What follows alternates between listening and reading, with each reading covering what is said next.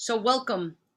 My name is Dr. Grace Telesco, and we are live streaming from Abraham Fischler College of Education, School of Criminal Justice at Nova Southeastern University. We're really blessed to be able to continue to provide educational experiences, especially during this time of COVID. We have been going pretty much nonstop since March, really providing these educational forums and educational experiences. Tonight we have a very potent virtual sociodrama that we're presenting for you, and it's autism awareness for health professionals. Uh, I'm joined by my colleague, Dr. Maribel Del Rio, and she is an amazing faculty member at Fischler College of Education, School of Criminal Justice. And I just want her to briefly tell you a little bit about her and why she's here tonight with us.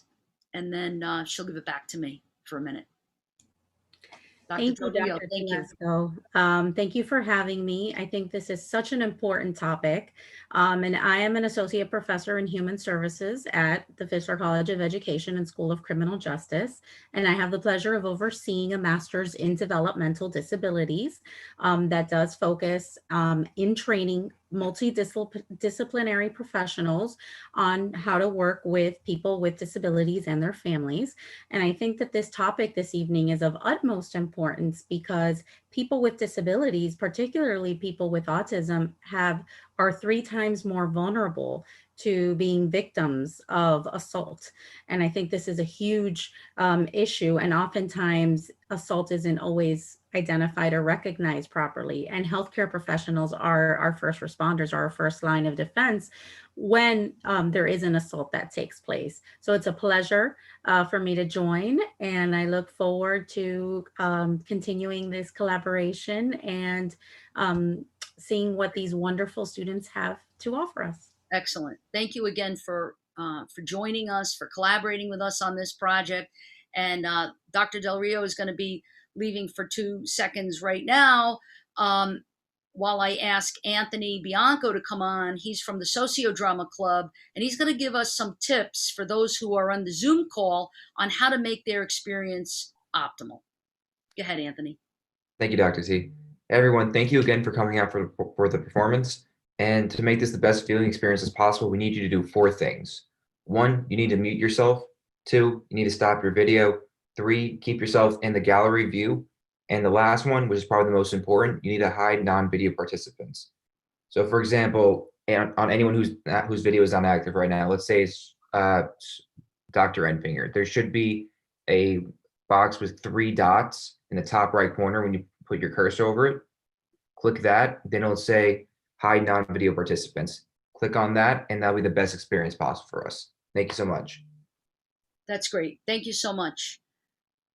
And also gallery view, right? Gallery view is going to be important. You may have said that already, Anthony, but I'm just going to reiterate that gallery view is the most important for you, the viewer who's in Zoom. Now, the viewers who are watching us live on YouTube, which I see we already have a ton of folks who are joining us on YouTube, you don't have to do anything. You just have to sit back and enjoy this immersion learning experience. I say immersion learning, and I use that term because that's what sociodrama is. Now, ordinarily, sociodrama is theater techniques that are used to raise awareness about social issues, various social and critical issues. And ordinarily, we do it on stage. So ordinarily, we're live in front of an audience, and we stop the scene.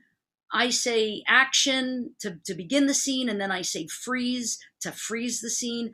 And then with my microphone, I would walk around the auditorium or the theater, and I would be involving you, the audience, and asking questions of the characters who stay in character. And that's the beauty of sociodrama. I'm not going to get into any more detail about what it is because, I often say if you tell somebody how to make a pizza, or you try to describe a pizza, it loses something in the translation. But when you eat, a slice of pizza, then you really can appreciate it. So without any further ado, we're going to immerse ourselves in what sociodrama is instead of talking about what it is, but we're going to experience what it is.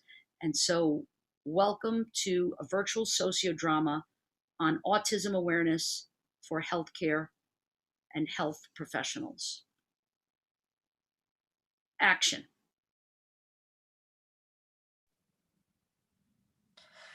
David, answer the phone.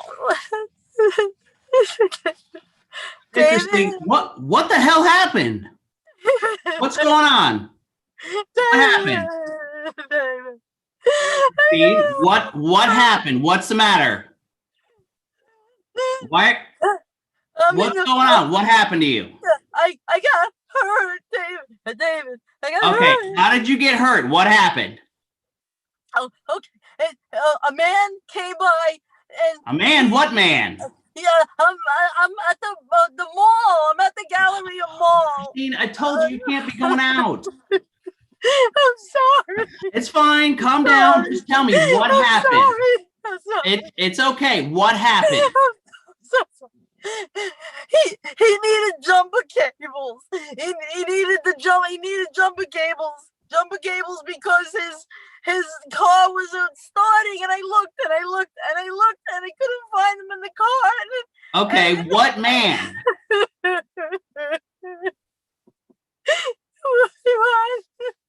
Okay, how did he hurt you? What happened? He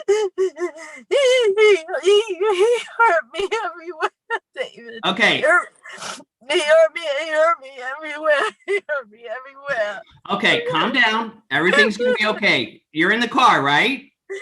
Yes. Okay, lock the doors. Is the man gone? The man's gone, yes. Okay, lock the doors and stay in the car. Okay? I did. I locked it. Okay. Do you remember how to share your location with me? I mean, like, where am I? Yes, where are you? I'm in the Galleria Mall parking Okay. lot. Do you remember how to share your location with me? Tell me where you are. Where at the Galleria? It's so aisle C on the second floor. Okay. Yeah. Okay. Now, stay in the car. Keep the doors locked. Okay? Yes. Stay in the car. All right? I'm going to hang up. I'm going to call the doctor. It's okay. Just stay in the car. Keep the doors locked. I'm going to call the doctor right now. My glasses broke. That's fine. I'll buy you new glasses. It's fine. It's okay. I know.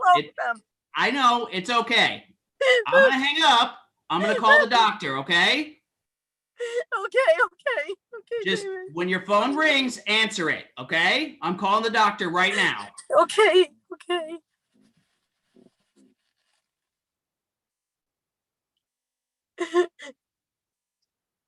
Freeze.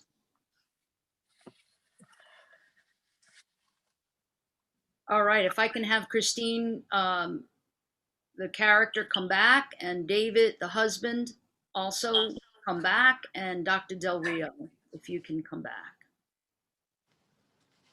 All right, now we have one person who's representing students of the health professions, and that's Janelle. Janelle, I'm going to put you on the spot right now, if you don't mind, and I'm going to ask you now if you don't mind sharing your video. I don't know if you do mind or not, but if you can come on with us, and if you have, in your assessment, and tell us what tell us again for our viewers at home who are watching on YouTube, what program are you a part of? What are you a student of? What are you studying? I'm currently a second-year medical student at KPCOM, the College of Osteopathic Medicine. Perfect. So we have a medical student with us. This is fantastic. And so I'm going to put you on the spot now. What do you see happening here? What has transpired as far as you're concerned in your view?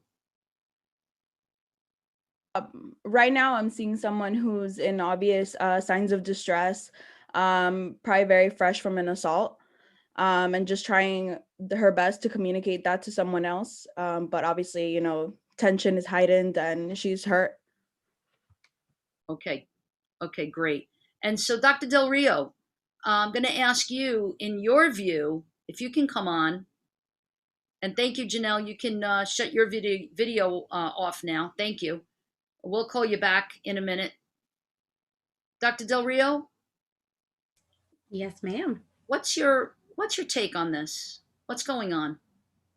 Well, what's Christine is in distress, and she's also displaying some fairly characteristic behaviors of a person that's on the spectrum. So we can tell that there's a lot of repetition. There's a lot of repetitive behavior, difficulties expressing or communicating what has happened to her. She might not even really truly understand that what has happened to her is a crime, or that this is something, that was wrong. So she seems very confused. She's in an altered state. And she really is having a very difficult time self-regulating, which are all things that we see in individuals that are on the spectrum, and that it is heightened even more so when they've experienced trauma. So she's really doing the best that she can to reach out for help, and I think it's commendable that she was able to get herself together, and she knew she had that lifeline in David to reach out to him, and she had that support system. And I think David was really doing his best to try to gather as much information as possible. So, can you ask David, the husband, and Christine, the victim here, are staying in character? They're in character. They're not the actors. Is there anything that you'd want to ask either one of them at this point? So I think I would.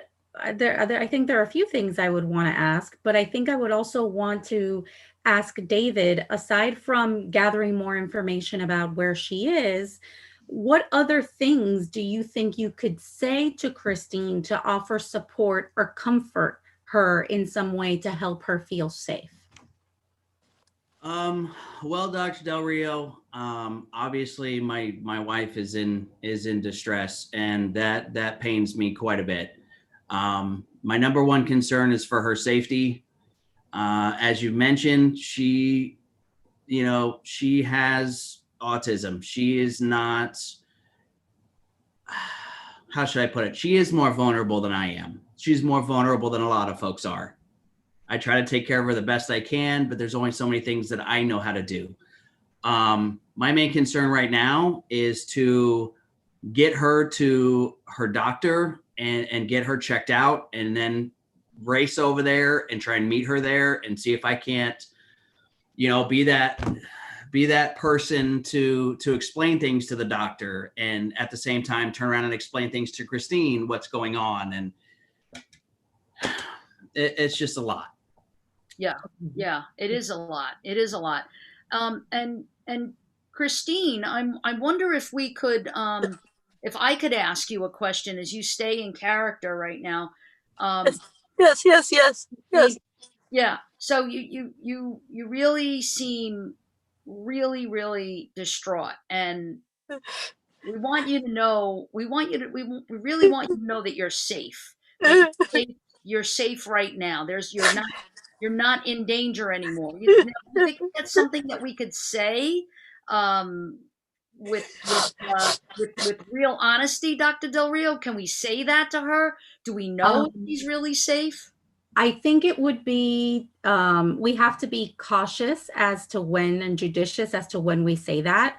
I mean, I think, the aggressor seems to have left the area, but I would be a little more hesitant to use the words "you are safe" and provide that reassurance until David arrives at the scene, and then he can comfort her and tell her, yes, you are safe, because he is really her safety net, and her sense of support. And we don't want to put her in a situation where if we tell her she's safe and she feels that someone else may approach her that may not be a safe person, and notices her vulnerability and notices that she's in distress, that she may be trusting of that person because we've told her that she's safe. And so she may assume, again, people on the spectrum are very concrete and very literal, that, it would be safe. You told me it was safe. So I trusted this person because you said it was safe. So unless we're sure that this is the circumstance,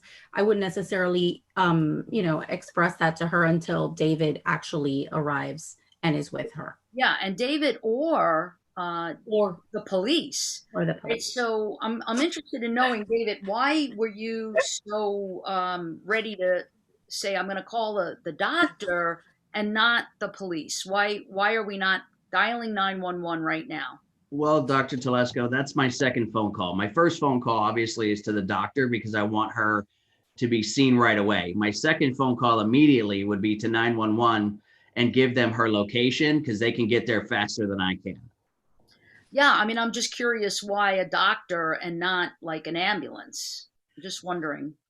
Because I'm afraid that if anybody approaches her car, any type of medical professional, that one, she may not know how to interact with them, and two, that if they do approach and they're trying to treat her, I don't want her to fight with them, physically fight with them, while they're trying to do any type of assessment or put her in an ambulance. It's safer for me to call the doctor, let them know, hey, we're on the way, call the police, call 911 immediately after. So this way the doctor's already prepping whatever they got to do, and then 911 so that they can get there faster than I can. How far away are you, David? From the Galleria Mall, probably 15 minutes. Okay, so that's quite a bit of time. And I really think that Dr. Del Rio, well, let me speak from as a criminal justice professional, that I don't know if the assailant is still in the area. I don't know if he's working alone or he's working with someone else. We don't know, and that's why I bring up, oftentimes when a victim of assault is traumatized, we say, as the police, we say you're safe now, or a victim's advocate would say you're safe now, but we don't really know if she's safe now. And since 911 hasn't been called and paramedics haven't been summoned to the scene, and you are 15 minutes away, what do you think, Dr. Del Rio? I agree. I would be hesitant to tell her that. I would actually, I think it would be more beneficial to give her instructions on how to keep herself safe, and maybe be very specific in telling her what she needs to do to keep herself safe. So make sure that you lock the doors, make sure you don't talk to anybody else. Do not open the door unless it's myself, or you see it's a police officer in a police car or an ambulance or something of that sort, because she may be vulnerable once again. Excellent. Okay, great. Janelle, now that we're talking a little bit more and we're getting into the nitty gritty here, do you have any other suggestions for David or for Christine? Janelle, you would have to share your video and unmute yourself, and then you'll be able to give us some of your suggestions. Go ahead. I think that from what I was watching, I think David did well. I think that, he worked to kind of get the answers out of her, even though she was distressed, and told her how to stay safe. And as for Christine, I know that sometimes when people have autism, it's very hard to comprehend the situation. It's very hard for them to kind of navigate and relax themselves.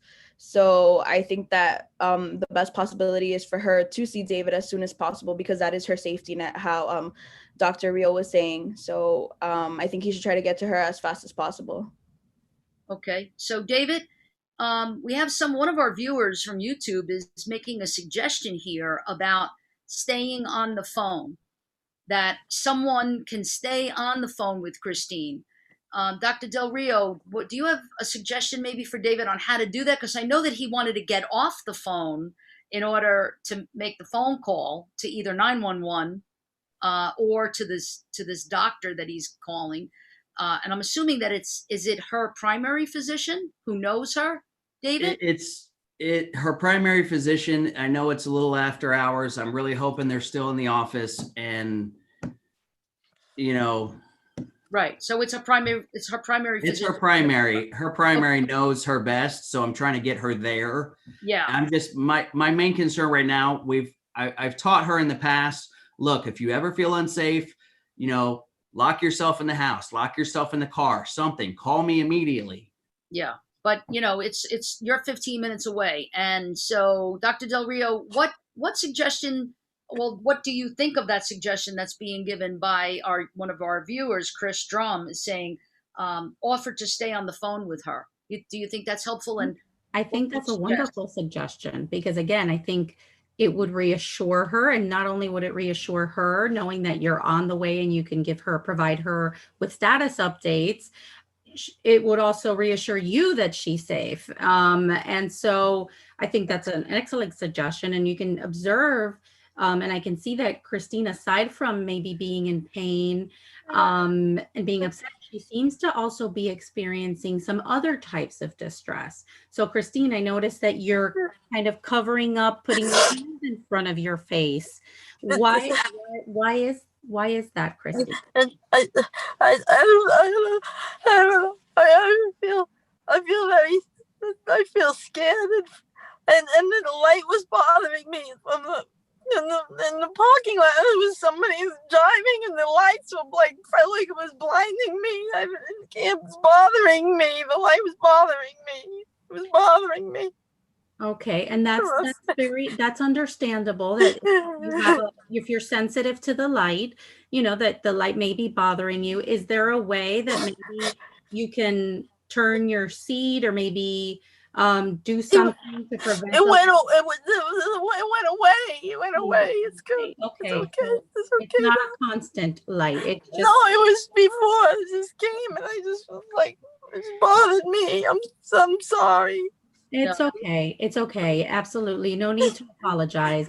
And I think it's important. And I think, Christine has brought up an important issue is that when a first responder may arrive to the scene and they're meeting a victim with autism, that they may become overwhelmed by the sensory experiences of the lights and the sirens and the sounds and potentially, any sort of flashlights or anything that might, they may be presented with. So it's important to be sensitive to those cues that if we see the victim exhibiting some of these sensory sensitivities, that we try to accommodate as much as possible. Because we don't want to trigger them any further. Exactly. And that, that's kind of like the beauty of this type of educational methodology is that we get a chance to really see all the different angles, all of the different fields of study, whether it be from a therapeutic standpoint or a first responder standpoint. In the Fischler College of Education, School of Criminal Justice, we encompass all of these programs. So understanding about developmental disabilities is important. And also, as we teach our criminal justice students, exactly the suggestion that you just now made, Dr. Del Rio, and often that's not even on the radar of a first responder, because it's important for us to, shine a light, lights and sirens. We want to get there quickly. It's an emergency situation. We need to gather intelligence, gather information. We don't know what's going on. We don't know what the victim might need. We don't know if the assailant is still in the area, all of those things. This is a crime scene, so to speak. And so it's really important for us to be aware and at least have on our radar that this could be someone with autism. So I think what we want to do now is we're going to leave, and Christina's going to stay on, and we're going to see what happens next because David called someone. Hi,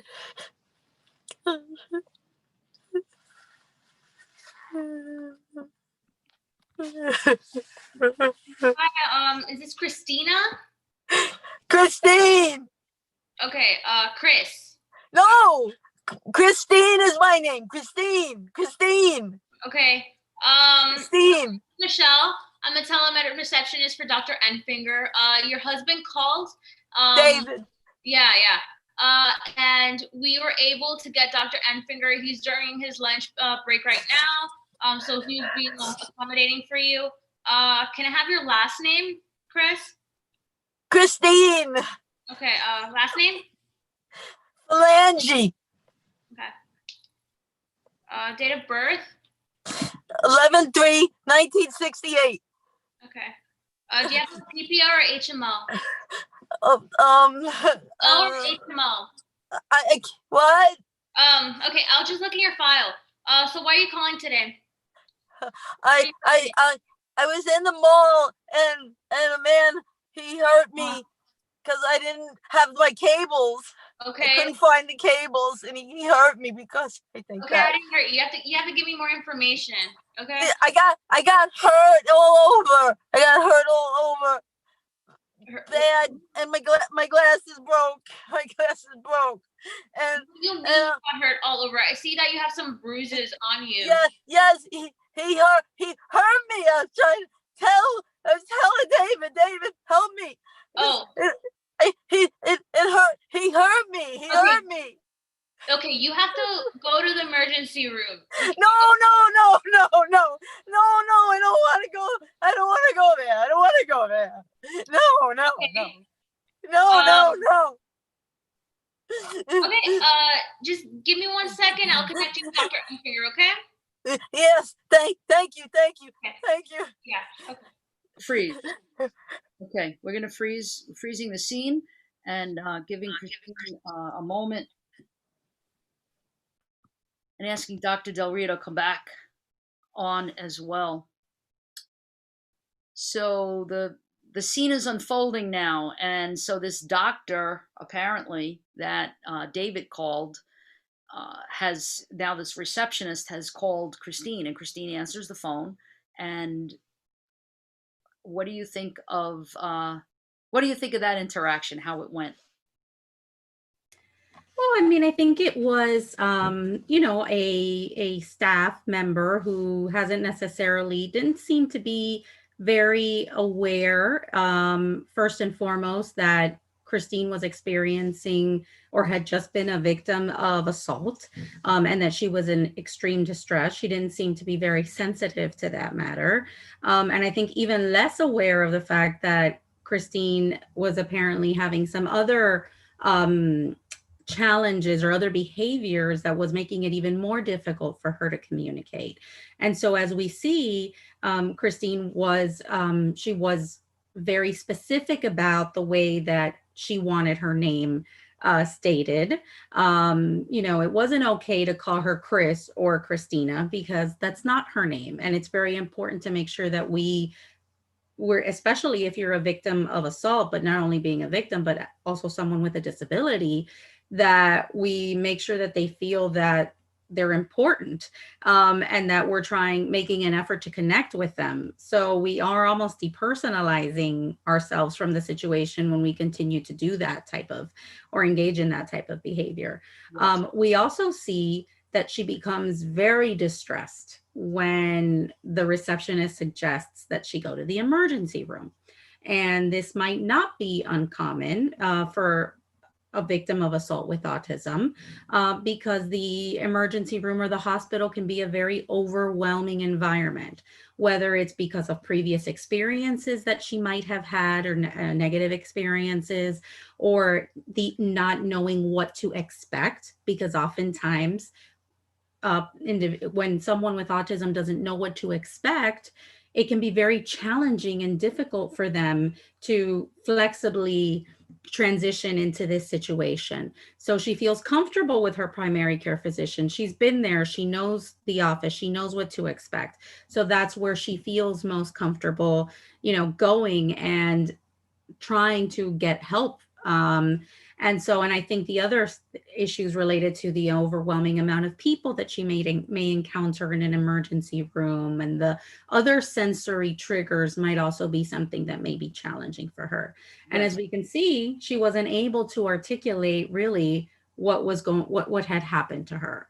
And so, focusing on just when you have someone that's coming to you and is in this level of distress and obviously can't articulate what their distress is about or why they're in distress, to focus on an issue such as trying to get insurance information or, whatever else, what other types of technical information really can only exacerbate the situation. Right. I'd like to get Michelle to come. Thank you, Dr. Del Rio. I'd like to have Michelle come on for a minute and ask Michelle a question. So, Michelle, we're not, nobody's attacking you either, by the way. What you do, thank you for your service as a first line medical professional. We appreciate you, definitely. But here's the question that we want to ask you as this character is, are you aware that there's something else going on for Christine? Like, what are the behaviorally, what are you identifying as a medical professional on one end of a computer speaking to this victim? Well, I wasn't aware that she was on the spectrum. We just received a call from David saying that his wife needed to see Dr. Enfinger. So we did that. We're right. We got to go on break right now. So I answered the phone 2 minutes before break. So I'm being courteous and being a good person, trying to help out. But no, I didn't know that she seemed distressed. I saw some bruises on her. Well, but that's when I went to the emergency room, she just got rambunctious and yeah. All right, let's get David back on here a minute. David, I want to ask you a question. So David, you reached out to this office. I'm assuming, where's David? Maybe David is at Sorry, the I'm here. wall. Okay. So David, we're assuming that the regular doctor knows your wife. Her regular doctor, yes. Apparently, her regular doctor is on vacation or not in the office today. And this particular receptionist, have you ever met her? Do you know her? I don't. I mean, with everything with COVID going on, everything has changed. They have new people. So again, not to interrogate you or attack you in any way, David, because what you're going through is a tremendous crisis right now for you as well, because you're feeling, I'm sure, hopeless and helpless and wanting to get to your wife as soon as possible, and your wife's been injured, and you're not really getting all the information. You don't really know what's going on. So we don't want to beat you up. But my question is, when you made the phone call, did you leave a message? Like, how did that go down? Because wouldn't you want to let them know that your wife is on the spectrum?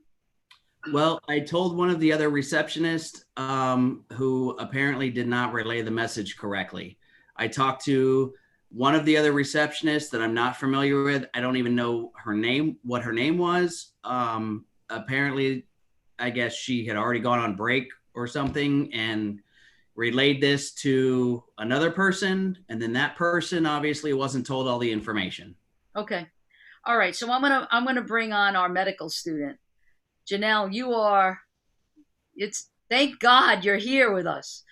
You and Dr. Del Rio are saving the day for us. So tell us, Janelle, if you were going to step into the shoes, let's say you were going to step into the shoes of the telemed receptionist, what would you have done differently? And I'm going to ask Christine to come back on. I'm going to ask Michelle to kind of watch behind the scenes, the receptionist to kind of watch and learn. David, you can step off as well. And Christine, you'll be the only one on. I'm going to go off as well, and you can only hear me. Janelle, if you're the telemed receptionist, what would you have done differently? I think that regardless of the situation, when you're in a medical health professional position, it's a very high stress environment, and you need to be ready for whatever you can see at any moment. It can be something as simple as a cold to something, like what Christine is experiencing right now that could have been a possible assault, or was an assault in this case.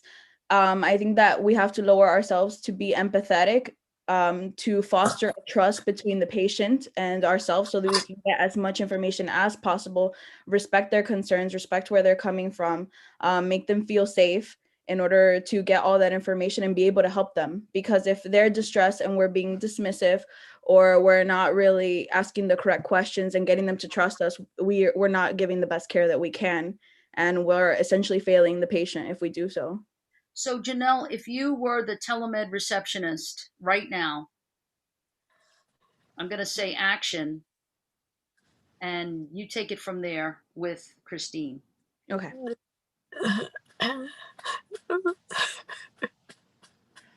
Hi, Christine. I'm the telemed receptionist for Dr. Finger. David gave us a call.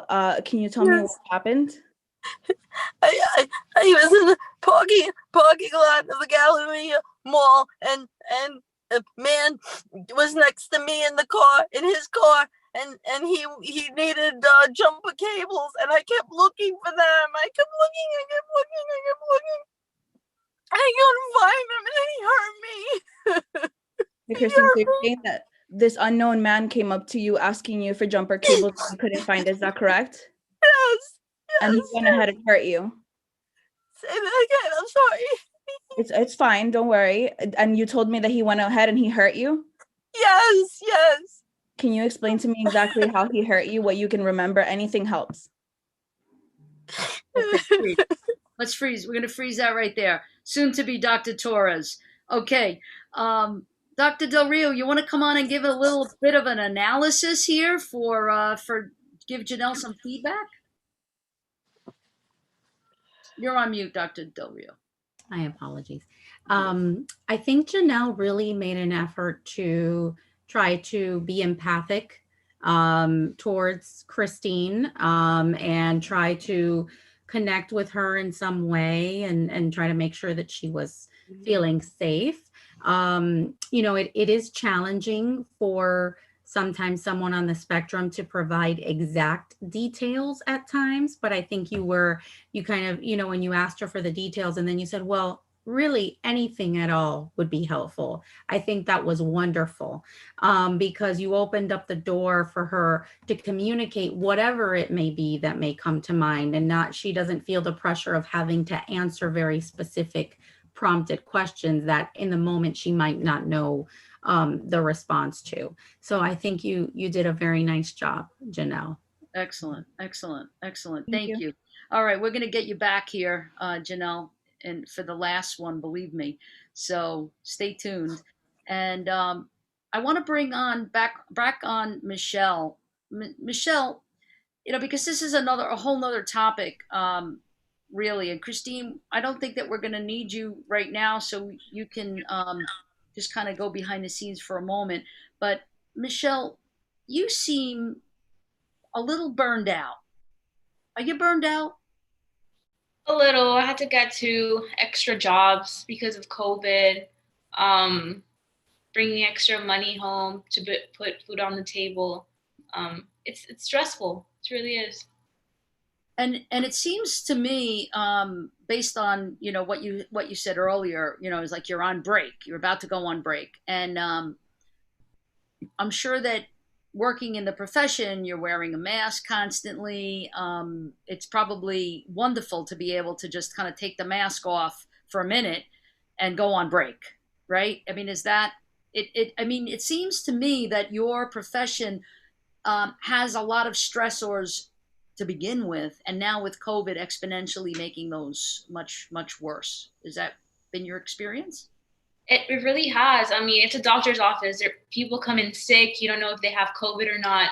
So that hour break that we have to eat, to de-stress, to just relax, it's being taken away. So I am stressed. That and Kristen doesn't give me information quickly, and just Christine. It's Christine. Michelle. Christine. You might want to write that down. Okay. It's Christine. Mm-hmm. It seems, and it seemed like when you said her name wrong, Christina, that she got really upset. Did you notice that? I did, but I mean, patients come and we nickname them a lot, so I didn't see an issue. Okay. Dr. Del Rio, you got to come on here and save me. with this. And what what suggestions do you have for Michelle, our telemed receptionist, if any? You're on mute, Doc. I always forget my camera, but I don't forget my mic. So I think it's important, Michelle, that you also take some time for self-care, because you obviously care about your job and you care about, you know, working and doing a good job, and that you're committed to your job. But sometimes when we are feeling so overwhelmed and we don't have the resources to cope, we can't always in the moment, you know, assess the situation in maybe the way that we would like to, or we don't always necessarily respond because we're overwhelmed, we're fatigued. So I think it's important to engage in a little bit of self-care. And I think maybe the next time you encounter, or if you interact with Christine again, or the next time if you encounter another person that seems to come in, even though you might not necessarily be certain that she may be on the spectrum or exactly what's happening to her, I think it's important more than anything, because you have such an important role. You are her first point of contact. She is going to make her decision about this healthcare experience based on her interactions with you. So it's important, if more than anything, than to gather the information, is to try to provide her with a sense of comfort, and just try to ask her if there's anything that you can do to help her feel more comfortable, or to help her communicate what has happened to her. And I think that in and of itself may help her feel a sense of safety, and that it's safe to share this information with you. So that may be a good idea in the future. All right, thank you. I'll keep that in mind. Can you hear that? Yeah. Okay, that's great. And I hope you have a pen that it's Christine. Right here. Excellent. Okay, very good. Awesome.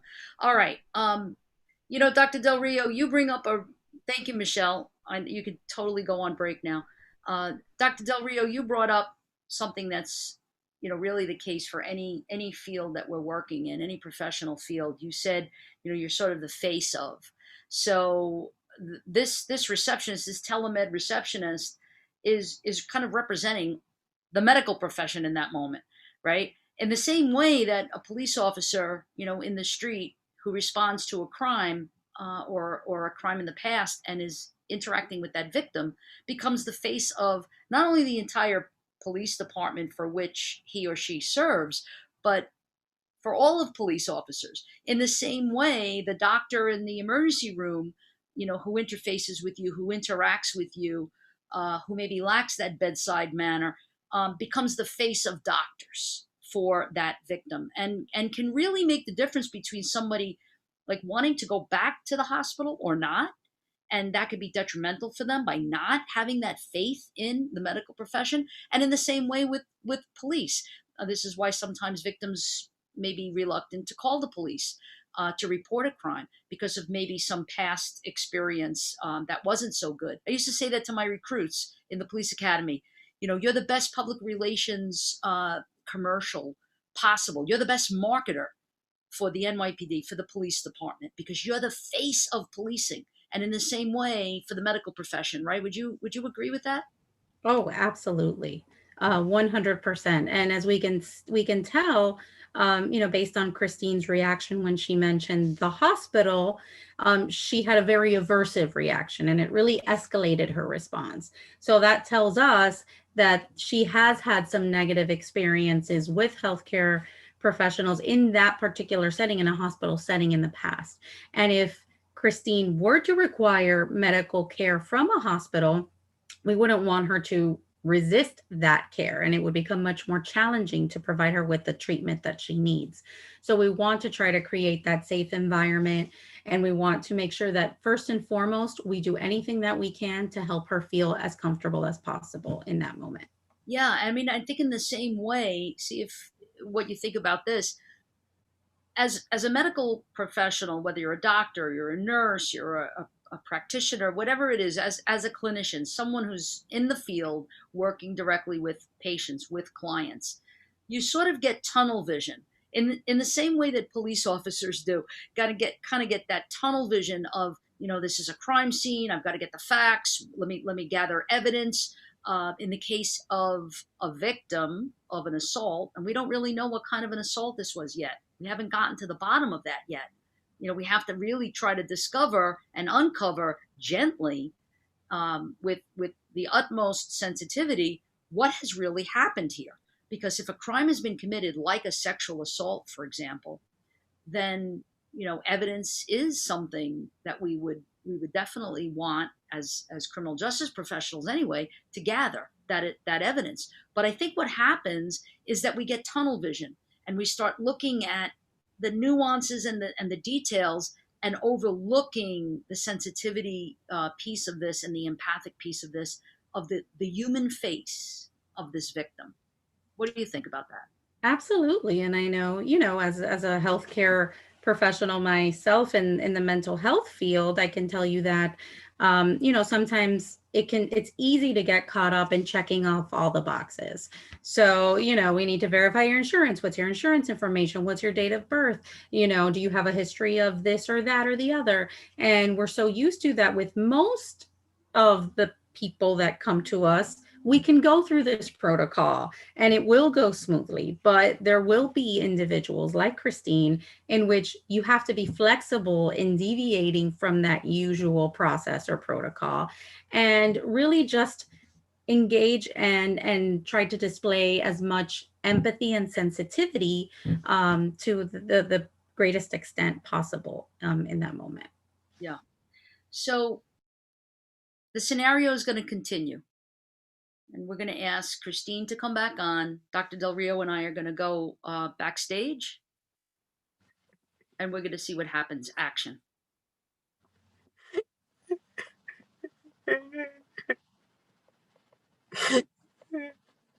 Please, when she makes those biscuits to roll.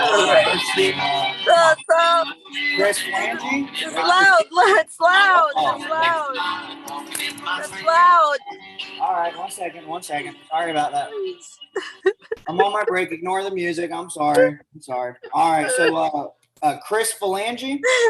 No, Christine Phalange. Christine? My name is Christine Phalange. Oh, these receptionists can't get anything right. All right, Christine. Hey, grab this. It's not even right. Yeah, all right, thank you. All right, so Christine, correct? Christine, you said? Yes. All right, Christine. So what seems to be the problem today, darling? I got hurt. Got hurt? In the parking lot in the Galleria Mall. All right, you got hurt in the parking lot at the Galleria Mall, you said?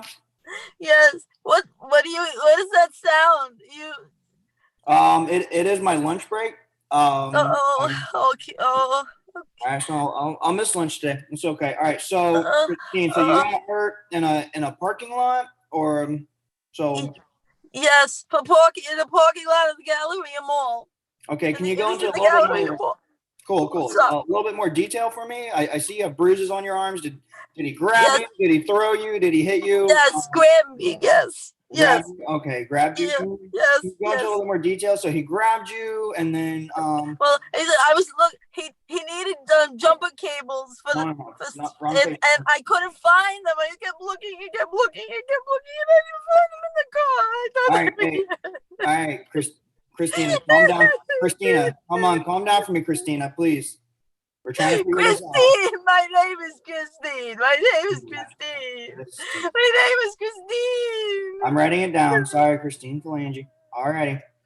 We got that fixed now. All right. All right, here. I need you to calm down for me, okay? It's not a light.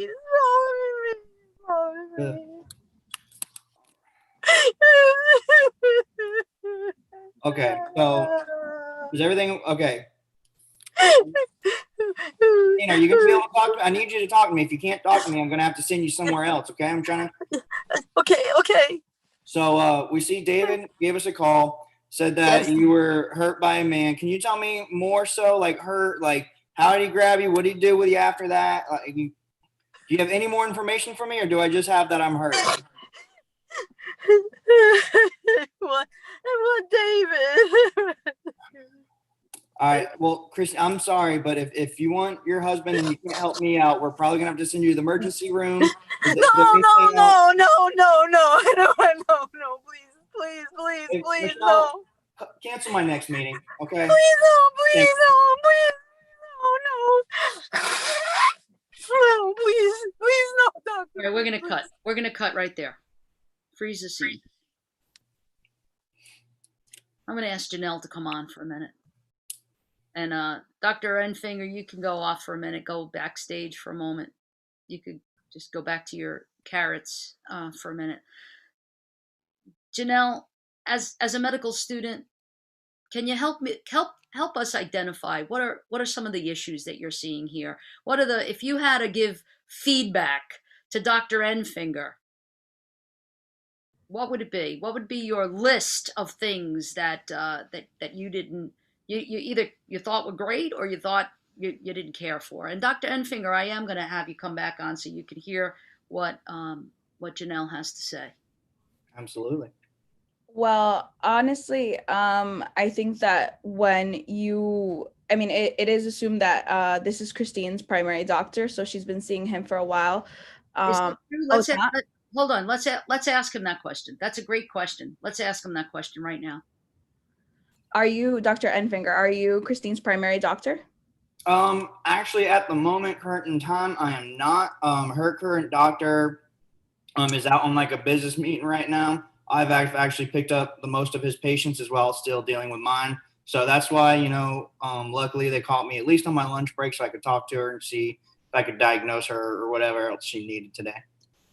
And let me ask you, do you have her chart from her doctor with her previous histories? I have what my receptionist gave me, and of course, I just have some of the notes that she gave me today. Like I stated, I am currently just on my lunch break. We've had a very busy day. So I have the basic information and some of the story that she was able to relay. But of course, my receptionist told me she was being very difficult. So, I tried my best to calm her down and talk to her, but nothing seemed to help today. Okay. I believe that in a case like this, I think that usually before ever seeing a patient, it's important to review at least their patient history, any previous documents you have. I think it would have keyed you into the fact that she's on the spectrum, and it would have helped when you logged on to eliminate all the sensory information, such as the loud TV, the radio, or the music playing in the background, the crunching of the carrots, as that is something that for people on the spectrum, it could sensory overload them, and it's something hard for them to deal with. And I think that would have helped your approach in the beginning, because it would have keyed you into the way to deal properly with this patient. So I think that's one of the biggest things. If I could give one pro, I think it was great that you realized that the charts were messed up, and you did tell the receptionist that they need to get the information correct, because there seems to be a miscommunication. And when you did pronounce her name wrong, you did say, okay, I'm going to write that down to make sure I say it correct. So that is a pro. But I think that definitely reviewing patient charts before seeing a patient will help you. And just like fixing the miscommunication that there seems to be in the office. I know that it was caught you at a bad time for break. But I think that once you got on the call and you saw how distressed the patient was, that you should have focused all your attention solely on getting them the help they need, making sure that they felt safe. That's great. And Janelle, by the way, Dr. Friedebag is also kind of confirming that she also agrees that he should have gotten her file before he got on the phone with her. Should not have been eating while talking to her. He obviously didn't know anything about her. So Janelle, you can stop your video for a minute, but we're going to call you back in a second. I'm going to ask Dr. Del Rio to come on. And Dr. Del Rio, certainly the behavior that Janelle had kind of identified, the light, too bright, the music, the chewing of the carrot, all of that is only making this worse. But would you say that that's sort of what, like, if you were going to go to the doctor, would you like that? Would you think that was professional? Like, what's your take on this? No, I absolutely not. I think that, some providers have a certain level of comfort with their patients or their clients. And so they may, if they have a pre-existing relationship, they may feel more comfortable engaging in that type of behavior, and their patients may understand. But given that this is a new patient for you, Dr. Enfinger, I think it made it a little difficult for her to connect with you, or to make it seem that you were focused on her. It seemed like you wanted to help her in some way, and I think your intentions seem to be good intentions, but it also seemed like you were very preoccupied and multitasking and trying to manage a lot of different things going on at once, and that you weren't necessarily so focused. And almost, I would suggest that maybe, pressuring of a patient that comes in to provide you with information, and maybe then saying, well, asking for the information and then pressuring them by saying, well, if you don't tell me anything, I'm going to send you to the hospital, isn't necessarily going to be the most comforting response for her. It's going to escalate her level of anxiety that she's already experiencing in her distress, and it'll make it even more difficult for you to get the information that you need. So I think first and foremost, it'll be important. I think you did a great job at modifying when she did express that the light was bothering her. You did also make an attempt to lower the camera so that the light wasn't hitting her as directly. So you did try to make those modifications. But I think when you have a patient that is in such distress, the first thing is to make sure that we reassure them that this is a safe space, that no one is going to hurt them in this space, and that we want to help them. And is there anything that we can do to help them feel more comfortable before we necessarily get into the specific questions of what happened? Because when a person, particularly, especially with autism, but in any trauma situation, is that upset, they're not going to be able to recount their narrative and their experience. Yes. Thank you, Dr. Del Rio. And thank you, Dr. Enfinger. You can just step off for a second, go on a break again for a minute. And I want to bring on Christine. And I want to ask you some questions. Christine, I know you've been through quite an ordeal here tonight. And we really want to be able to get you some help. I wonder if you might be able to tell us what your reaction is to Michelle, that telemedicine receptionist, and Dr. Enfinger. What was your reaction? How did it make you feel?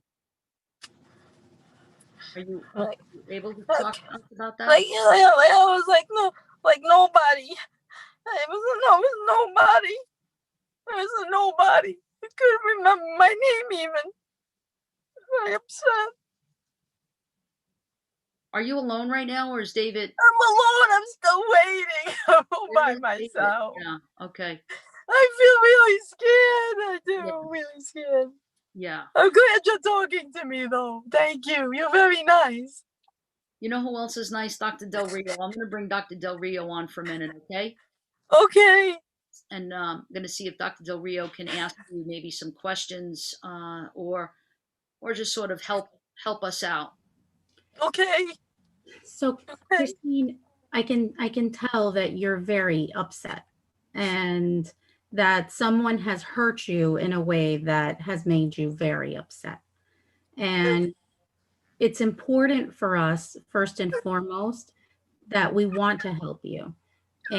But in order to do that, we also want you to feel safe, right? And so it's important for us to make you feel comfortable and to feel safe. Is there anything that Dr. Enfinger can say or do, or anything that we can do to help you feel more comfortable? I'm trying to think.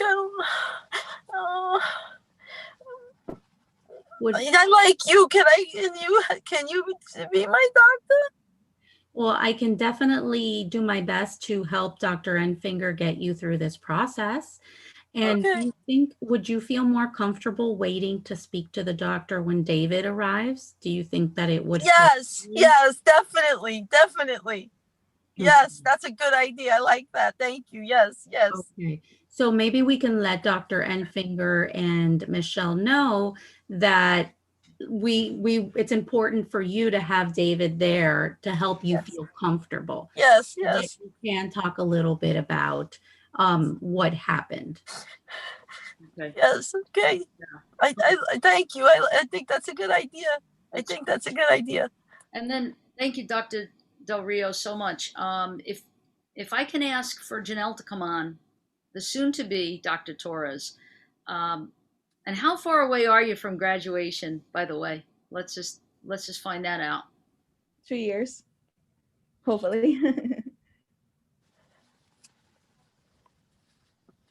Is that it? In 2 years, I'm you'll be sorry. in 2 My years, internet Dr. went Torres? away for a bit. Yes, 2 years. Okay, great. Okay, so here's what I want you to do. We're going to do this thing in sociodrama as a technique.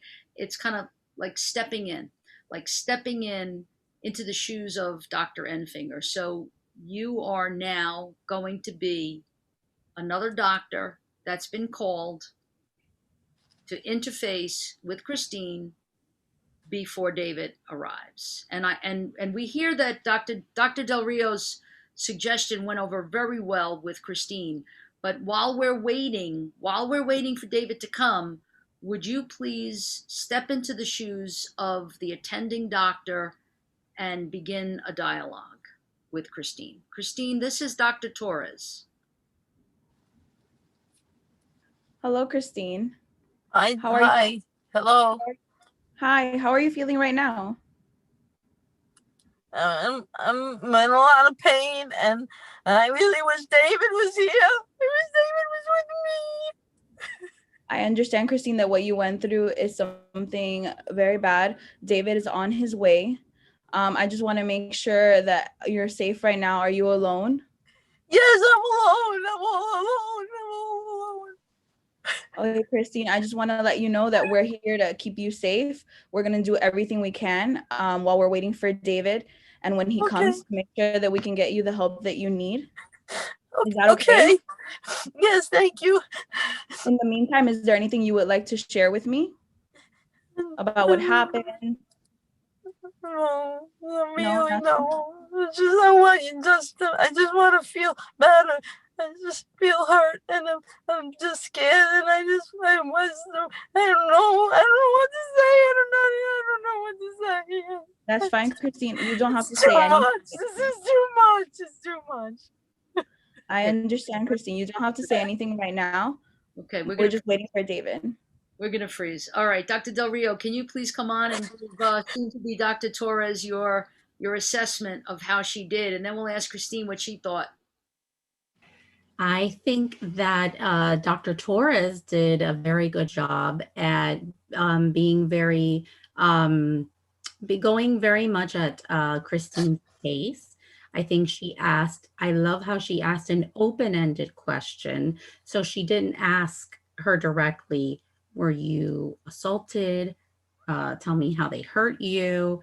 You said very, very openly, is there anything you reassured her that David was on the way to help her, because she is getting anxious that he hasn't yet arrived. But at the same time, you asked her an open-ended question that, is there anything that you feel comfortable sharing with me or you want to share with me right now? And I think that is so important because you're putting the control and the power back in her hands. And this is her story and her narrative to tell. And so rather than pressing her, pushing her, where she has just felt so hopeless as a result of everything that's happening, you're putting that control back in her hands. And I think that was very well done. Excellent. Christine. Yes. Christine, what did you think about Dr. Torres? I like her a lot. I think I want her to when David comes, I want her to examine me. Okay, that's great. Yeah. All right, awesome. Thank you, Janelle, for being on. We're gonna right now ask all of the characters to come back, and gonna have everybody come back.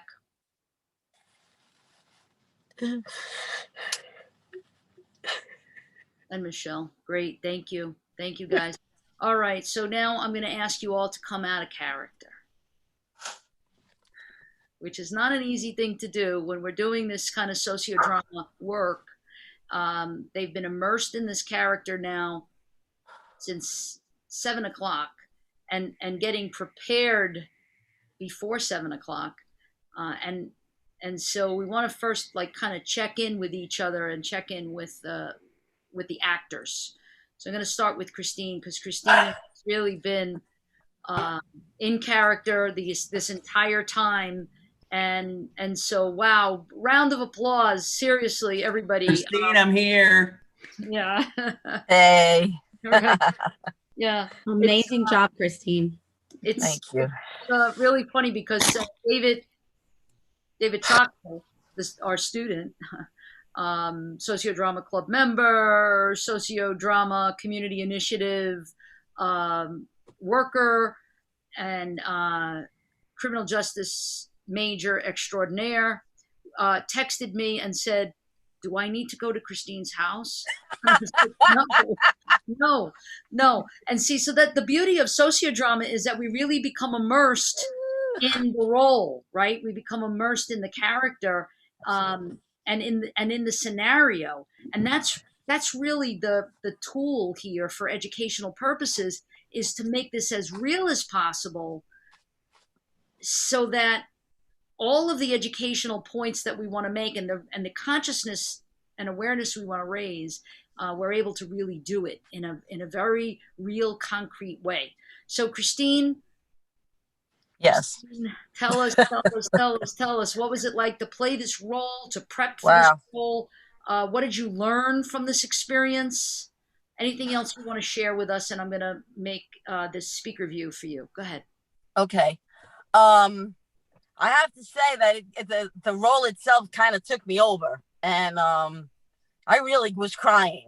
It literally was crying, because I really felt connected to the character, and felt how scared she was, how misunderstood she was, how she wanted David there. She's very reliant on him, and he wasn't with her. Something really horrible had just happened to her, and she can't even deal with it. So she was so angry, she couldn't even express other than just emotionally totally dysregulate, which she did, which I did too, because I had to be in character. So I went with the emotions, and I noticed I started like ripping the tissue, and it just became like, from like what I read about autism and stuff, the repetitive thing, it was actually kind of soothing, but I was also angry. I was like, just, this man hurt me, and just, it's like I didn't want to talk about it, especially I think with the male doctors. I think I felt less comfortable, and I think when the female doctors came on, I was more comfortable with them. I think if David had been there, I might have been able to say what exactly happened. But I did say that I wanted to get examined. So I felt like I was at least ready to like do the next step, get examined. And then they probably would have found out what had happened to me. So, right. Yeah. Yeah. Thank you. Dr. Del Rio, I'm going to ask you to come on. I know you already have your video on, but I have everything now on speaker view. So if you could come in and give Christine your assessment of her character, so Christine, the actor, can hear what your take was on how she portrayed this, and were these the behavioral indicators for someone with autism? Absolutely. Christine, I think you did a phenomenal job. Not only displaying, the characteristics of a person that is a survivor of assault, but also the types of behaviors that someone on the spectrum would exhibit. So you're absolutely right when you said the repetitive behaviors. Those repetitive behaviors are self-soothing behaviors. That's the purpose of those behaviors. So the fact that you actually experienced it, actually elicited and generated a sense of comfort, is exactly the experience of a person on the spectrum, because they're experiencing so much anxiety, confusion, overwhelm. They don't know how to regulate those emotions. So doing something where you have a behavior that you have control over Right. helps to provide some sense of comfort. And the rocking, and we haven't mentioned the rocking aside from the behavior with the tissue. You were also rocking, which is another self-soothing behavior.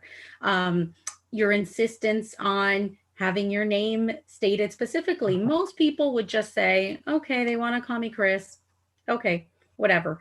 But you were very particular about whoever was interacting with you calling you Christine, as someone in the spectrum would be, because they have very specific ways of doing things, and it's very difficult for them to deviate from those ways. I think, the difficulties or the reactions with the sensory stimuli was just phenomenal. You really hit a lot of them, the crunching of the carrots and the bright lights in the parking lot, in the doctor's office, the loud sounds, your reluctance to be able, or your inability to be able to verbalize in the moment what happened, and really feeling like not necessarily connecting or trusting someone right off the bat. So needing that reassurance, I think it was just a fabulous, fabulous job. And I really do congratulate you. You did a great job at portraying Christine, the victim of assault with autism. So wonderful.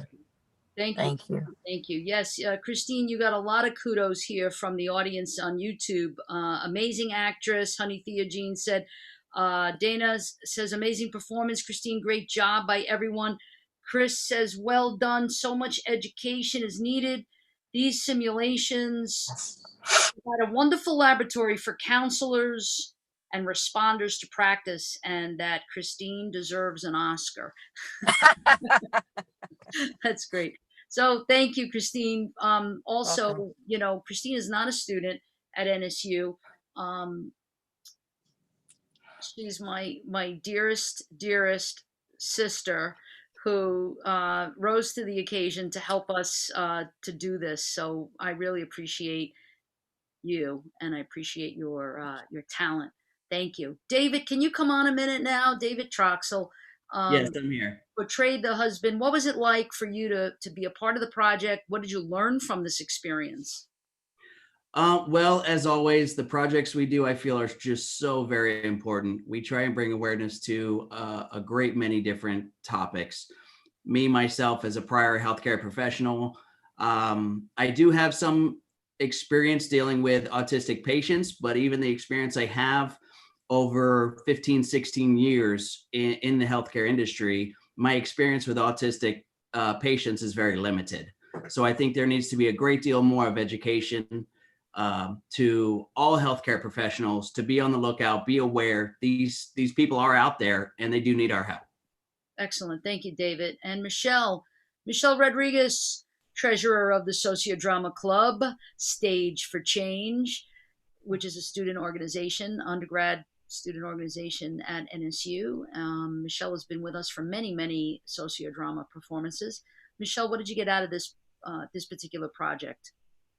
Well, I learned so much.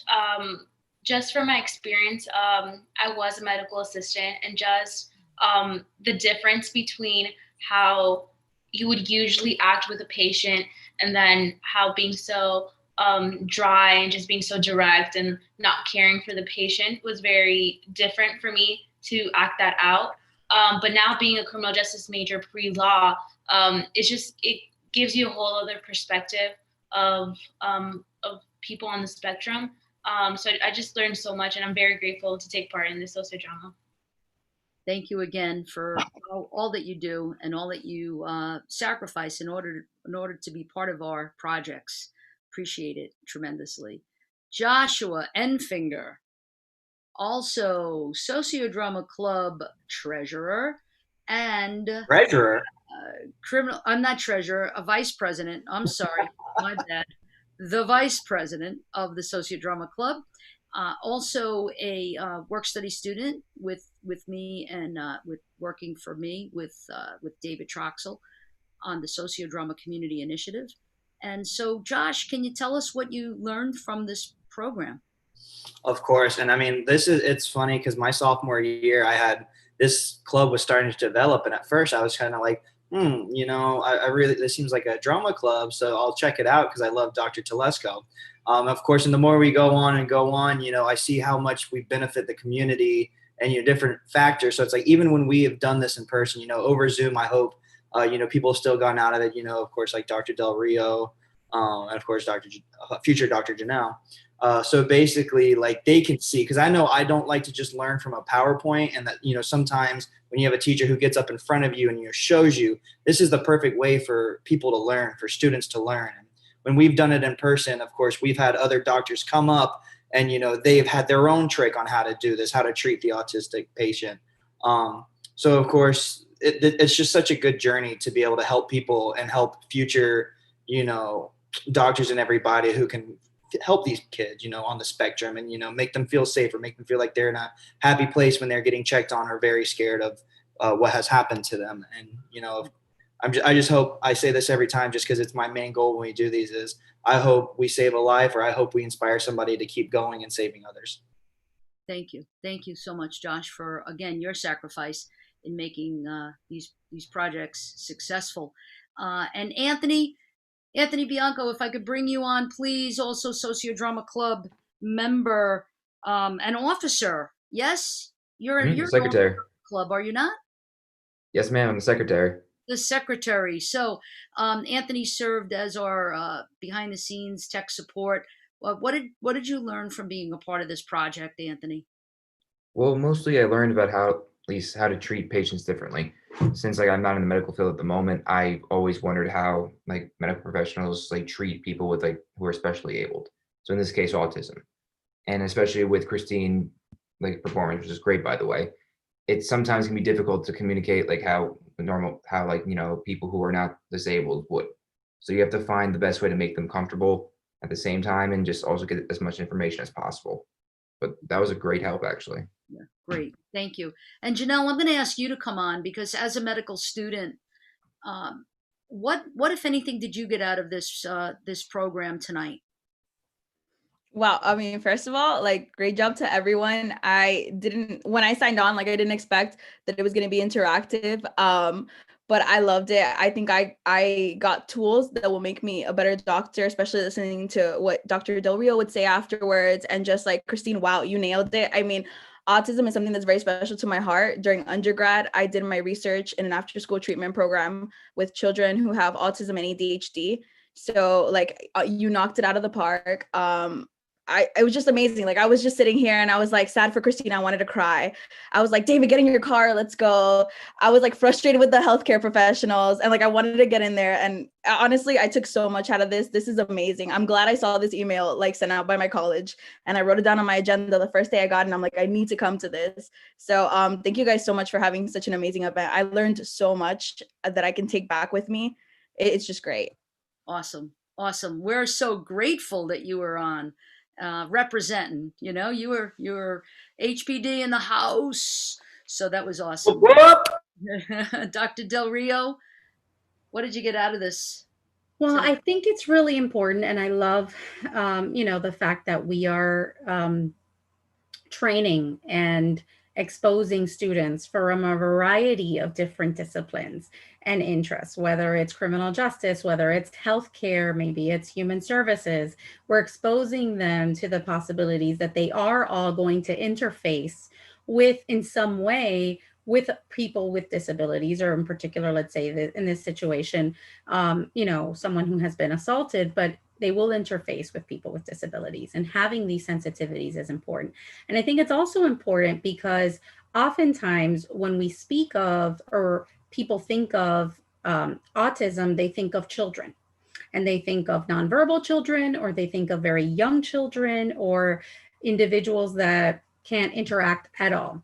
And so the fact that we're bringing awareness and attention to someone like Christine, who was verbal enough to communicate, to have a relationship, to be married, to drive. And sometimes we don't always consider, because we may dismiss the fact that she might have a developmental disability such as autism. We might just assume that she's a basket case, or she's just really anxious, or maybe she's bipolar, or there's something else wrong with her, and we have to take a step back and assess and take a close look at what are the symptoms that she's displaying. And I think we're bringing attention to the fact that there are many adults, that some with severe impairment, but others with impairment that is much more mild and not necessarily obvious to the naked eye if you don't know what you're looking for. And I think that we've brought some attention to that, which is very, very important.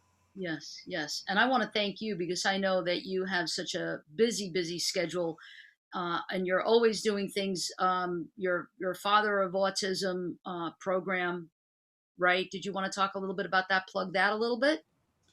Well, I have been involved, and we've had the opportunity to host several Facebook Live events with social media influencers, a family, the Moss family, which they have their own YouTube channel called Fathering Autism, to talk about important and relevant topics that impact individuals and families with developmental disabilities.